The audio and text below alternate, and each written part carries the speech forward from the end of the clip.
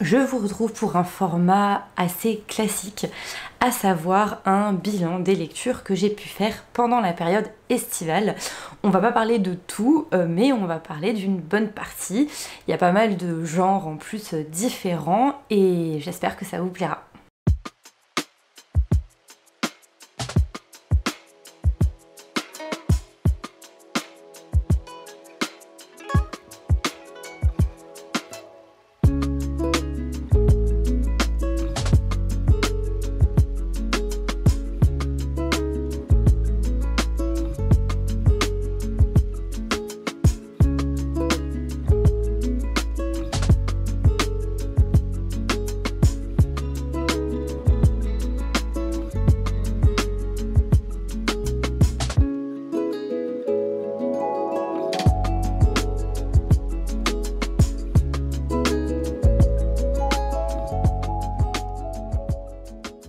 Hey, salut, c'est Loli de la chaîne Lolifant, j'espère que vous allez bien. On commence avec un titre que je voulais lire depuis longtemps et c'est enfin fait. Il s'agit d'Anathème de Neal Stephenson. Il a été découpé en 2 tomes en français et quand on les met ensemble... Anathème, c'est un roman de science-fiction contemporain qui est sorti, je sais pas, il y a une dizaine d'années, je pense, quelque chose comme ça. C'est un titre dont j'avais pas mal entendu parler, je sais que notamment Cornelius l'a adoré, que ça a été un énorme coup de cœur pour lui, qu'il en avait fait une vidéo à part entière. C'est un titre qui a la réputation d'être assez exigeant et après l'avoir lu, effectivement, je comprends pourquoi. Si j'essayais de le classer dans un genre, je dirais que c'est une sorte de hard science, mais une hard science qui s'arrête non pas sur des phénomènes physiques, biologiques ou techniques, technologiques. C'est vraiment de la hard science qui va s'intéresser à des grands concepts scientifiques. Peut-être que si je vous parle un petit peu de l'univers et de l'intrigue, vous allez comprendre tout de suite pourquoi. Dans Anathème, du coup, on est propulsé dans un monde qui semble ressembler un peu au nôtre, mais dans laquelle la particularité, c'est que on a les avos. Les avos, qu'est-ce que c'est ? Ce sont des scientifiques, philosophes, qui ont la particularité de vivre complètement reclus du reste de la société, regroupés en communautés qui, vu de l'extérieur, enfin vu de notre point de vue, ont tout d'une communauté religieuse. C'est-à-dire que ces scientifiques vivent reclus dans un bâtiment qui ressemble, comme vous le voyez sur la couverture, à une église, une cathédrale, une abbaye, un cloître, enfin un bâtiment religieux. Ils sont habillés comme des religieux, ils sont organisés comme des religieux en ordre, ils ont toute une série de rites qui là aussi ressemblent aux rites d'une religion qu'on pourrait assimiler à la religion catholique par exemple. En fonction de l'ordre auquel ils appartiennent, tous les ans ou tous les 10 ans ou tous les 100 ans, ils ont le droit d'aller à l'extérieur et de se mêler au reste de la société. Particularité aussi qui est notable, ces scientifiques n'ont aucun accès à la technologie. Ils ne passent jamais à la pratique, si vous voulez. Ils n'ont pas la main en fait sur des ordinateurs ou des machines pour fabriquer des choses et en tout cas, au moins en extérieur, ils ne sont pas en lien avec des sociétés ou des personnes qui prendraient en fait le relais, on va dire, technologique sur la base de la réflexion scientifique que eux ont. La maîtrise, on va dire, et la pratique de la technologie est réservée à une autre branche de la population qui d'ailleurs est vue d'un très mauvais œil par ces scientifiques eux-mêmes. Cette espèce de séparation entre science et technologie, on ne sait pas exactement d'où elle vient, mais on sait que c'est lié à des événements graves qui se sont déroulées dans l'histoire de ce monde. Mais voilà, on n'en sait pas plus. Dans Anathème, on va suivre un membre de la communauté de Saint-Édard, Fra Erasmas, ou Frère Erasmas. Il y vit depuis de nombreuses années, il a son petit cercle d'amis, il est bien, c'est pas non plus le mec le plus impliqué de la Terre, mais voilà, il fait sa vie, et les choses vont commencer à changer pour lui quand il va sentir qu'il commence à se passer quelque chose et que son maître, Fra Orolo, est peut-être mêlé à tout ça. Là, ce que je vous ai donné, c'est vraiment le point de départ de l'intrigue, ce qui m'amène à peut-être le premier point, entre guillemets, la première un petit peu difficulté avec Anathème, c'est que l'intrigue met du temps à démarrer. L'auteur prend beaucoup de temps au début du récit pour poser son univers, vous décrire de façon assez précise comment, à quoi ressemble en fait la communauté de Saint-Édard, tant visuellement que comment elle est organisée. Si on regarde le bouquin dans sa totalité, on va dire qu'il faut bien un bon gros quart, tiers du bouquin pour que ça décolle vraiment. Première grande qualité d'Anathème, c'est clairement son univers. C'est complètement un roman de science-fiction, et plus vous avancez dans la lecture, plus vous comprenez que c'est complètement un roman de science-fiction, mais qui, en tout cas dans son démarrage, a une espèce d'aura de fantaisie. Pas parce qu'il y a de la magie, pas du tout. Cette communauté en fait scientifique ressemble vraiment à une communauté religieuse du Moyen-Âge dans son look et dans sa manière de fonctionner. Côté un petit peu médiéval fait qu'on a presque l'impression d'être dans la scène d'exposition, je trouve, d'un roman plutôt de fantasy que de science-fiction. Au-delà, on va dire, du simple aspect esthétique de l'univers, même si au début, il paraît difficile à comprendre, plus vous avancez, plus tout va faire sens progressivement. Et quand on y pense, c'est assez logique parce que vous démarrez du point de vue de Fra Erasmas, qui est finalement un personnage qui n'a jamais quitté sa communauté et qui n'a de vision du monde que ce qui lui a été dit et raconté dans la communauté de Saint-Édard. C'est pas en sortant une journée, je crois, tous les, je sais plus, tous les ans ou tous les 10 ans, qu'il va avoir une vision super éclairée du monde qui l'entoure. On démarre finalement au même niveau que lui. Plus on progresse, plus on va récupérer en fait des clés de lecture, et on va comprendre un petit peu mieux comment fonctionne la société dans Anathème, comment fonctionne notamment toute la société en dehors. Sans vouloir trop vous spoiler, on retrouve des thèmes assez iconiques de la science-fiction, mais traités d'une manière super bien faite et auquel on s'attend pas forcément. C'est sûr que ça en fait un roman face auquel il faut pas avoir peur d'être un petit peu perdu au début. D'autant que, et je pense que c'est l'autre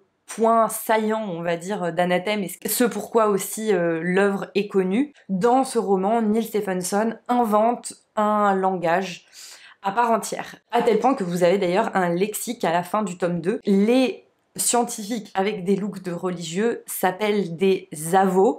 Les avos vivent dans des maths et ils font partie d'une convox. Non seulement ça renforce énormément l'immersion, puisqu'on a vraiment l'impression de plonger dans un monde qui a sa propre langue, mais en plus, je trouve que contrairement à pas mal d'autres titres de l'imaginaire qui essayent de faire un peu pareil, le point fort d'Anathème, c'est que c'est justifié.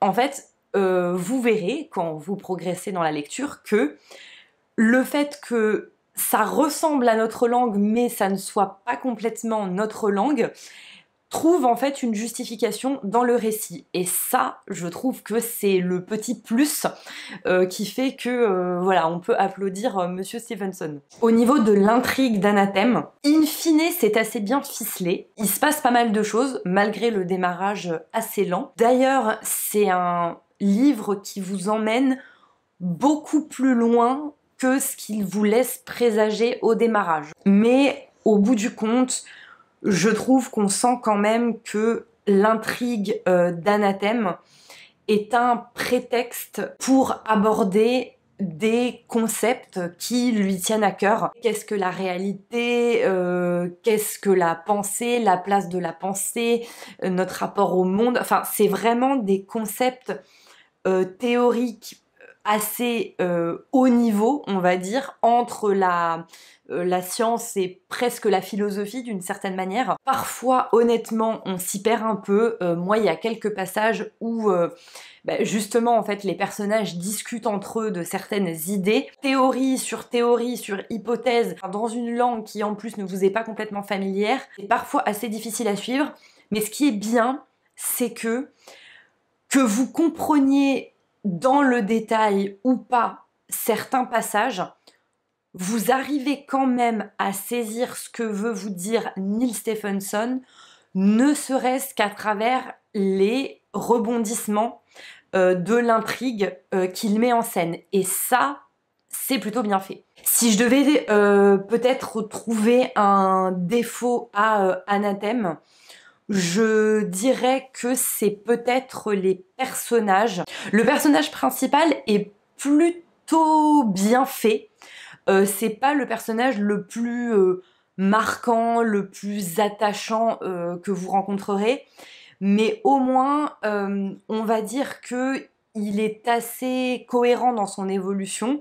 Il y a un écueil qu'on retrouve dans d'autres romans que j'ai pu lire par le passé. On dirait que l'auteur décrit les relations plus qu'il ne les fait ressentir. Il y a des scènes où Erasmus est censé passer, on va dire, un bon moment avec tel ou tel personnage, mais en fait, on sent que c'est toujours pour faire avancer l'intrigue. Ça ne fait pas ressortir, en fait, la particularité du personnage qui est en face, ni les spécificités de la relation qui unit Erasmus et cette personne. Je pense que c'est un livre qui plaira peut-être pas à tout le monde, c'est clairement pas une lecture super détente, une lecture assez exigeante dans la forme comme dans le fond. D'ailleurs, paradoxalement, en fait, moi je suis très contente de l'avoir lu pendant mes vacances d'été, parce que je crois que si j'avais pas été 100% disponible mentalement et reposée, je sais pas si je l'aurais autant apprécié et je sais pas si je serais arrivée au bout. On enchaîne avec un autre roman de science-fiction, Spin de Robert Charles Wilson. Je crois qu'il y a une trilogie Spin, mais j'avais entendu que le tome 1 se tenait complètement et que c'était le meilleur et qu'on pouvait complètement lire le tome 1 sans lire la suite. Dans Spin, on va suivre un personnage principal masculin, là encore, qui parle à la première personne et qui, dès le début du roman, va remonter un petit peu à l'époque de son enfance. Sa mère travaille en fait pour une autre famille. Ils habitent juste à côté l'un de l'autre. Cette famille étant un petit peu plus aisée et sa maman faisant en fait de la cuisine, du ménage pour cette famille-là. Ce qui fait en fait que toute sa vie, il a grandi en faisant presque partie de cette autre famille, dans lequel donc il y a aussi deux autres enfants, un frère et une sœur jumeaux, Jason et Diane. Jason est une sorte de petit génie que son père prépare à avoir une brillante carrière, faire de grandes études, etc. Très intelligente elle aussi, mais assez différente de son frère. Ce qu'on comprend, c'est que Tyler a toujours été très proche de Jason et de Diane, qu'il a grandi avec eux.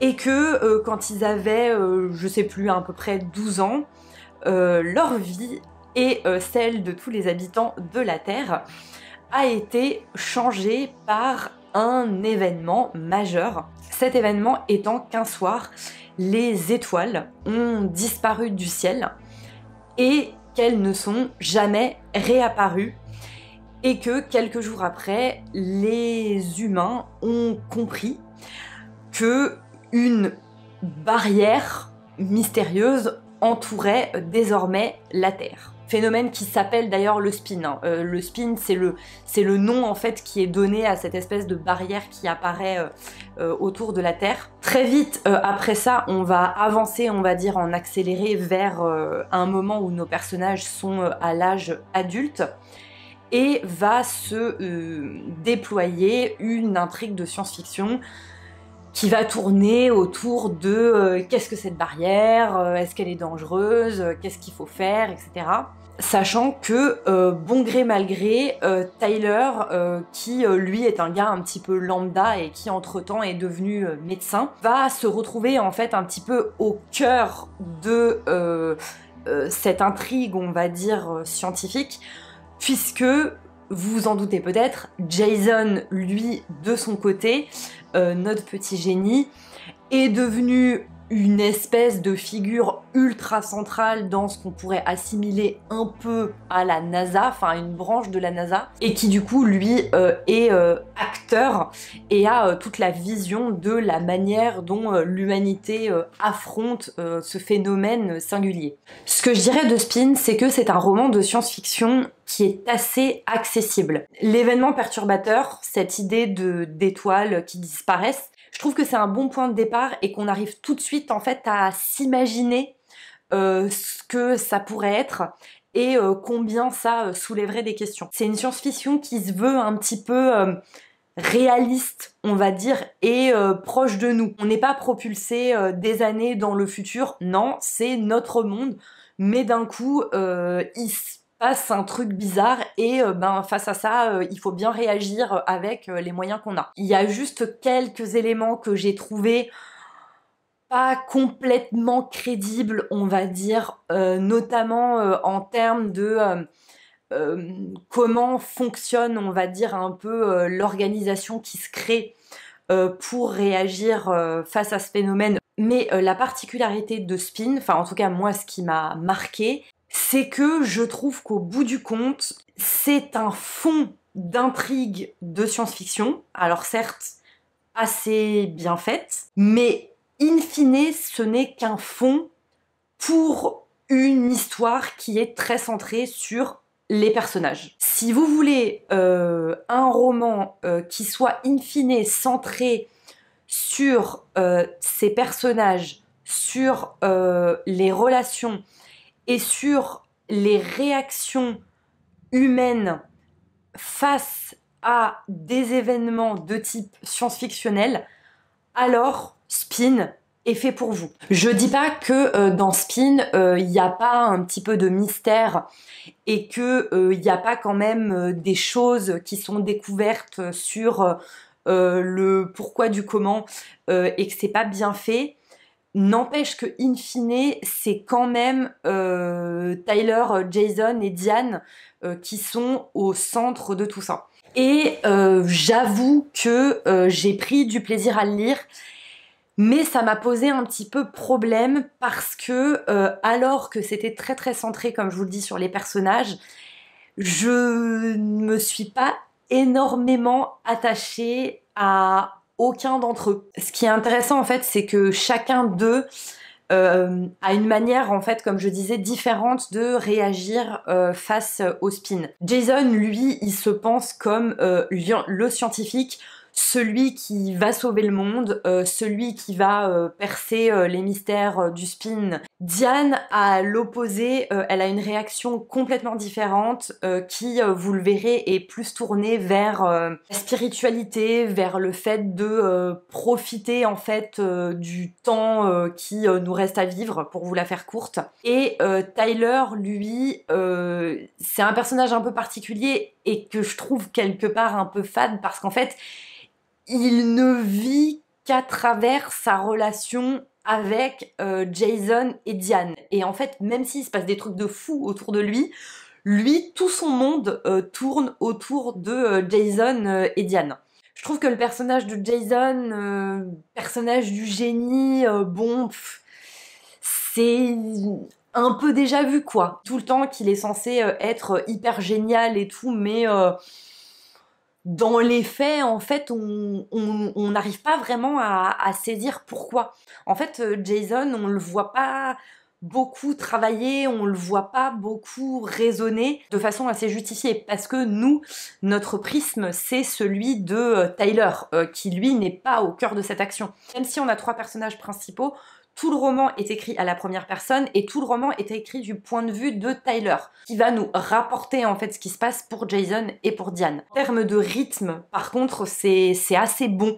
Globalement, je me suis pas ennuyée. Peut-être que je me trompe, mais je pense que dans mon cas, j'aurais beaucoup plus apprécié Spin si je l'avais lu il y a quelques années. Et je pense qu'il souffre de la comparaison avec certains autres romans de science-fiction que j'ai déjà lus. Mais clairement, pour moi, Spin, sur les thématiques chères à la science-fiction qui sont présentes, ça souffre de la comparaison avec le problème à 3 corps. Je le sais, parce que le problème à 3 corps m'a tellement soufflé. Par contre, Spin a une qualité que le problème à 3 corps n'a pas du tout, sur lequel le problème à 3 corps est très mauvais, c'est que Spin s'intéresse à ses personnages.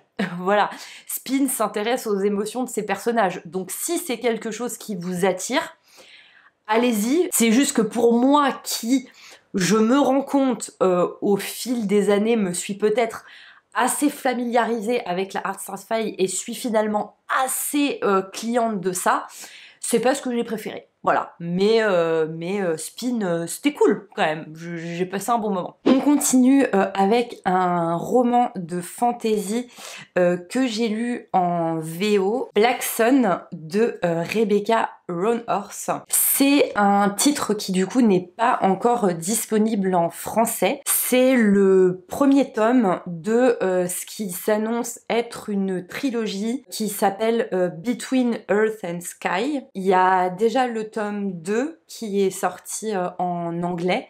Et le tome 3 n'est pas encore paru. C'est un roman de fantasy qui se déroule dans un univers inspiré des civilisations de l'Amérique précolombienne. Alors désolée, je m'y connais pas bien, donc je vais sans doute dire une énormité, mais il y a une vibe un peu inca, aztèque en fait. Je trouve ça très original, j'ai pas l'impression qu'il y ait beaucoup de récits de fantasy qui se déroulent dans un contexte comme ça. C'est assez difficile de donner un avis définitif, puisque c'est un tome 1 et que ce tome 1, on peut le dire, est pour moi une espèce d'assez grosse intro. Comme je vous le dis, j'avais été plutôt attirée par l'idée de cet univers et de ses inspirations. Et de ce côté-là, je n'ai absolument pas été déçue. Il y a de super idées. Les différentes villes qui existent dans ce monde, leurs particularités, à quoi elles ressemblent, les différents clans. Chaque clan est associé à un animal. C'est pas juste symbolique, justement, comme dans Game of Thrones. En fait, les animaux en question existent vraiment. Il y a des corbeaux, donc des corbeaux géants. Il y a des aigles, il y a un serpent ailé, et le dernier, c'est un animal marin, mais je sais plus lequel c'est, mais enfin vous voyez l'idée. Point à noter aussi, c'est un roman qui se veut plutôt inclusif, mais en tout cas il y a 2 personnages qui sont désignés ni par he ni par she, mais par un autre pronom. Et on comprend qu'ils sont ni hommes ni femmes. Et c'est des personnages qui sont pas du tout, précarisés ou exclus dans cette société. L'histoire en fait de ce tome 1 est assez prévisible. C'est-à-dire que on sent en fait que les personnages font différentes choses et que malgré les hésitations de certains, les efforts d'autres, ça va pas y couper et que on va aller en fait plus ou moins à la catastrophe. Du coup, on a presque voilà cette vibe un petit peu tragique qu'on ressent dans ce tome 1 et on sent que dans les tomes suivants, en fait, il va falloir solutionner tout ça. Je vais peut-être vous poser juste un petit peu le décor, comme ça vous comprendrez. On est dans un royaume et dans ce royaume, on a à peu près 3 grandes villes, on va dire, phares. Une ville qui est la capitale militaire, plus ou moins, mais qui est en fait à un statut quasi honorifique, puisque ça fait très longtemps qu'il n'y a pas eu de guerre dans le royaume en question. On a une autre ville qui est plutôt la capitale économique, politique. Et enfin, on a une dernière ville qui est Tova, qui est là, on va dire, où le gros de l'intrigue se déroule, qui est la capitale religieuse de cet univers. On a 4 divinités principales qui sont représentées par 4 prêtres. Le prêtre le plus important, c'est le prêtre du soleil. Mais quand Black Sun commence, justement, on sent en fait que la religion est un petit peu mise à mal et qu'elle a perdu de sa superbe et elle a perdu de son pouvoir. On a des inégalités économiques qui sont importantes et on a un peuple en fait qui semble beaucoup moins adhérer et faire confiance en l'autorité religieuse face à ce pouvoir religieux qui est un petit peu en perte de vitesse et face à cette période troublée. On va avoir des luttes de pouvoir qui vont s'engager entre différentes factions, à l'intérieur, à l'extérieur du clergé. Et un des 3 personnages principaux qu'on va suivre dans ce livre, c'est Narampa. Et Narampa, c'est la prêtresse du soleil. C'est donc le personnage qui est censé être le plus puissant de tout le royaume. Sauf que elle est en difficulté, on le comprend dès le début du récit. Elle est relativement assez jeune et on comprend que depuis qu'elle a accédé au pouvoir, elle a une politique entre guillemets qui se veut plutôt proche du peuple, mais c'est pas forcément facile. Son autorité est contestée par une autre partie du clergé et d'autres factions qui verraient d'un meilleur œil le fait que le clergé se préoccupe davantage des plus riches et des familles nobles. Et on en arrive au point que j'ai beaucoup apprécié dans Black Sun. Je trouve que ce roman prend le contre-pied de plein de dynamiques classiques de la fantasy. Typiquement, voilà, au lieu d'avoir l'arc narratif classique du gentil qui démarre novice et qui, à la shonen, va traverser des épreuves et va s'élever progressivement jusqu'à devenir le plus fort ou devenir le roi ou je sais pas quoi, on démarre direct avec une héroïne qui, c'est fait. Elle est au pouvoir, elle est au sommet, on sait qu'effectivement, elle est partie de rien et elle a gravi les échelons et elle est arrivée tout en haut. Au lieu de nous raconter tout ça, eh ben on va nous raconter l'après. Et l'après, eh ben c'est pas simple, parce que gouverner, c'est pas facile. Et en face d'elle, on va avoir un autre personnage qui vient d'une autre région, complètement différente, qui semble en fait justement plus correspondre, comment dire, au schéma classique du héros de fantasy. C'est un enfant qui semble avoir une place un petit peu particulière, des dispositions particulières, il y a une prophétie le concernant. Et ce qu'arrive à faire Rebecca Roanhorse, je trouve c'est assez fort. Elle arrive à nous raconter et à nous faire comprendre l'histoire, la trajectoire d'un personnage qui, dans plein d'autres récits de fantasy, serait en fait le méchant. Finalement, voilà. En tout cas, un antagoniste. Et là, en fait, elle va arriver à nous le faire apprécier. Du coup, avec ce personnage, on va être complètement, en fait, un peu écartelé parce que on voit comment il évolue et on le comprend. Et en même temps, on sent qu'il va pas dans la bonne direction, quoi. Le 3e personnage, du coup, Siala, c'est un personnage de sirène. Elle est capitaine, en fait. Elle est marin. C'est une aventurière. Elle est un petit peu bourrine. Elle a peur de rien. Les 3 personnages, en fait, sont pas du tout cliché, super attachant, super bien développé. On arrive complètement à comprendre leur position, à comprendre leurs propres insécurités, leurs propres interrogations. On sent que ils vont avoir des intérêts différents et qu'à un moment, on va dire, ils vont certainement se fracasser un peu les uns contre les autres, ou qui vont s'allier, ou que je sais pas. J'ai beaucoup aimé et j'espère vraiment que la suite sera à la hauteur de ce premier tome. On poursuit avec un petit peu de fantastique horreur avec Nuit d'été de Dan Simmons, qui est, si je devais le résumer assez simplement, une sorte d'entre-deux entre ça de Stephen King et Stranger Things. À savoir que dans Nuit d'été, on va suivre un groupe d'enfants qui va se retrouver à enquêter sur des événements mystérieux pendant l'été, pendant les vacances scolaires. Événements mystérieux qui, en l'occurrence, sont des disparitions. L'ambiance est plutôt au cauchemar d'une nuit d'été qu'au songe d'une nuit d'été, hein, très clairement. On a vraiment ce côté, donc à la Ça ou à la Stranger Things, c'est les enfants qui prennent conscience du fait qu'il se passe quelque chose de pas normal, mais les adultes les aident pas particulièrement, les adultes n'arrivent pas à les protéger, et c'est aux enfants en fait de se charger de tout eux-mêmes. Au global, c'est une lecture qui est plutôt sympa. Après, il y a quand même quelques écueils, je dirais. On va suivre en fait les événements et l'investigation du point de vue de différents enfants qui font partie du même groupe de copains.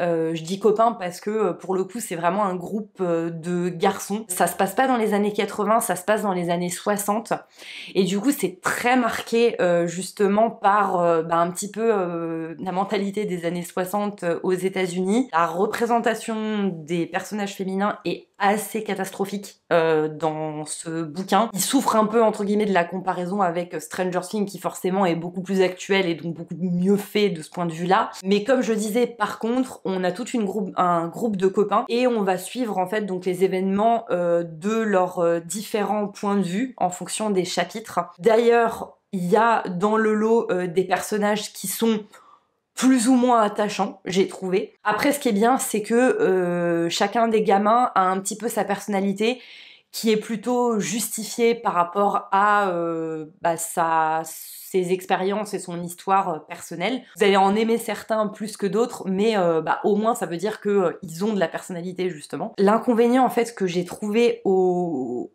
rythme de Nuit d'été, c'est que au bout du compte, il m'a donné l'impression d'être un espèce d'accumulation de scènes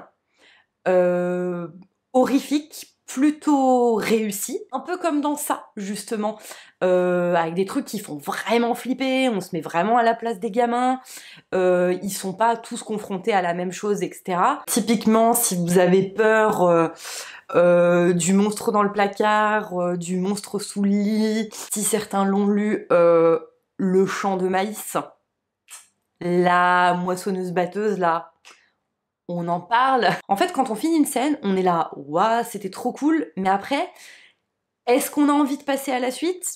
Ben, pas tant que ça. Il fait 600 pages. J'aurais tendance à dire que je suis pas certaine qu'il avait besoin d'être aussi long. Et c'est accentué par le fait que pendant une bonne première partie du livre, qui est assez long, en fait, la plupart des gamins vivent des trucs, mais ils sont pas actifs face à ça. C'est-à-dire qu'ils commencent à s'interroger, mais en fait ils sont plus préoccupés par le fait de s'amuser pendant les vacances et par leurs histoires et compagnie, que par véritablement le mystère. Et en fait on n'a qu'un personnage qui est moteur de l'enquête un petit peu et l'investigation et le fait de comprendre un petit peu ce qui se passe. À chaque fois qu'il y avait ce personnage, j'étais trop contente de le retrouver parce qu'en fait je savais qu'entre guillemets l'intrigue allait avancer, que j'allais découvrir des choses. Et quand ça revenait aux autres personnages, j'étais là, bon, oui, ok, c'est sympa, mais what's next, quoi. Un truc que j'ai trouvé bien, c'est que personne n'est à l'abri, voilà, dans Nuit d'été. Je trouve que Dan Simmons, il ose aller assez loin dans les rebondissements. C'est pas le best, mais si vous adorez Stephen King ou Stranger Things, qu'à un moment vous en avez marre de patienter pour attendre la nouvelle saison, bah franchement Nuit d'été, voilà, c'est totalement dans cette atmosphère, dans cette idée-là. Coïncidence, en plus le garçon qui est un petit peu le leader de la bande s'appelle Mike. Je vous jure que c'est vrai. On termine avec un petit état des lieux de mon avancée dans une saga de fantasy dont je vous ai déjà parlé il y a un certain temps sur la chaîne. Il s'agit des Salauds gentilshommes de Scott Lynch avec le tome 3, La République des voleurs. Je suis donc à jour dans cette saga. Le tome 4 va paraître en anglais, est paru en anglais, mais en tout cas il n'est pas encore paru en français. Pour vous faire un petit rappel sur Les Salauds gentilshommes, The Gentleman Bastard en anglais, c'est une saga de fantasy qui se déroule dans un univers médiéval, Moyen-Âge plutôt avancé, peut-être un peu le début de la Renaissance. Les Salauds gentilshommes, en gros c'est une bande de gredins, d'arnaqueurs qui travaillent pour leur propre compte, pour s'enrichir, et qui ont la particularité de toujours monter des coups extrêmement sophistiqués, à grand renfort de comédie, jeu théâtral, costume, mise en scène. Et le cœur, on va dire, de la bande des Salauds gentilshommes, c'est deux personnages. L'un, Locke Lamora, qui est, pour la faire super courte, le petit malin rusé, et le deuxième qui est Jean Tannen, qui lui est pas en reste hein, en termes d'intelligence, mais qui est aussi un guerrier super fort, super balèze, qui se bat avec deux haches. Les deux sont liés par une amitié indéfectible, et on va suivre leurs aventures. Sachant que dans Les Salauds gentilshommes, en gros, chaque tome nous amène dans une ville différente. On démarre par Camor, qui en gros est la ville natale de nos deux personnages, et dans le tome 2, on va ailleurs, et dans le tome 3, on va encore dans une autre ville. C'est assez agréable de voyager et de découvrir, on va dire, les nouvelles particularités de la ville dans laquelle on arrive. Au début de ce tome 3, en fait, les Salauds gentilshommes sont dans une mauvaise passe, dirons-nous, et ils ne vont avoir d'autre choix que d'accepter un marché avec les mages de cet univers, puisque c'est de la fantasy, dans cet univers il y a des mages. Ils vont devoir temporairement travailler pour les mages, qui vont leur demander de devenir temporairement directeur de campagne pour les élections municipales de la ville. L'objectif des Salauds gentilshommes, ça va être d'utiliser toutes leurs ruses pour faire gagner à tout prix leur camp, et à la tête du camp d'en face, il se pourrait qu'il y ait quelqu'un qui n'est pas inconnu de Locke et Jean, quelqu'un qu'ils n'ont pas vu depuis longtemps et qu'ils ne pensaient pas revoir, et qui, on va dire, est plus qu'à même de rivaliser avec eux en termes d'ingéniosité et de manipulation. Alors pour commencer, c'est toujours aussi bien écrit et c'est toujours aussi drôle. Les personnages de Scott Lynch ont beaucoup d'humour, ils s'envoient des taquets en permanence, il y a pas mal de taquineries, notamment entre Locke et Jean. Et en plus de ça, là, on va avoir en fait un décalage, on va dire, un petit peu comique, parce que ils vont être obligés en fait d'accepter cette mission, mais eux, ils en ont absolument rien à carrer du fond de la politique de la ville. Tout ce qui les intéresse en fait c'est de faire gagner leur camp et du coup ils vont trouver en fait des idées toujours plus rocambolesques on va dire pour se faire bien voir et au contraire discréditer le camp adverse. Je le dis parce que ça peut peut-être en déranger certains. Moi j'adore comment écrit Scott Lynch. Il adapte vraiment la manière dont s'expriment ces personnages au fait que ce soit des gredins en fait. Du coup ça peut parfois être un peu vulgaire. Moi ça me fait rire mais peut-être que vous ça vous plaira pas. Le point positif aussi c'est que c'est un tome où on continue d'apprendre à les connaître. On va répondre notamment à une question qui est comment ça se fait que les salauds gentilshommes soient, comment dire, des comédiens aussi hors pair et qu'ils arrivent en fait à être aussi crédibles quand ils se font passer pour un tel ou un tel et qui jouent la comédie.